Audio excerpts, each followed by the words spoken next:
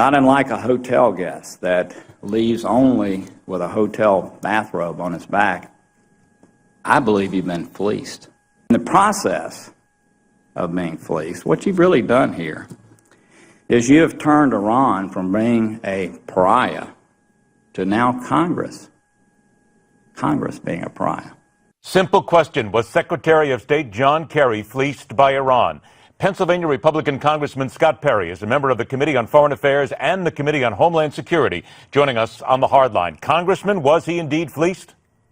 Well, if he was, he allowed himself to be, and unfortunately, who's really going to be fleeced is the American people and the peace-loving, free Western world. That's who remains to be fleeced, and it's coming right up here in the next 6 months. But how can anybody like a John Kerry? He's not a fool. He's been here before. He negotiates deals. How can he be taken by this group of frauds, if you will? This group just looking to create nuclear bombs.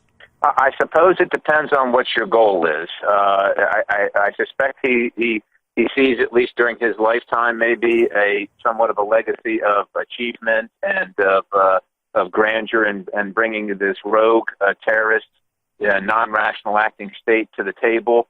Unfortunately, the world will be left with a nuclear armed terrorist organization and state that is willing to project that power and that influence and that blackmail around the globe, and I suspect they will do so. I mean, Iran hasn't changed in 40 years, and just like a shark has been long evolved to the point of near perfection at this point, we wouldn't give a shark more teeth and ask it to be less of a shark, and I don't know why we're giving Iran more teeth and asking it to, or thinking it will be less than what it has been for at least the last 40 years. I've only got about 30 seconds left. The president needs to persuade just 34 out of 100 senators or 145 of the 435 members of the House to side with him.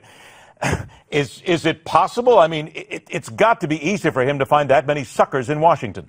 Well, I don't know if it's going to be easy, but it's certainly possible. And I can tell you that the White House, as of yesterday, was calling Republican representatives that I think they feel are moderately inclined to the deal. So he's going to be working it very hard. And we need the constituency to call into their senators and representatives and say, not only no, but hell no.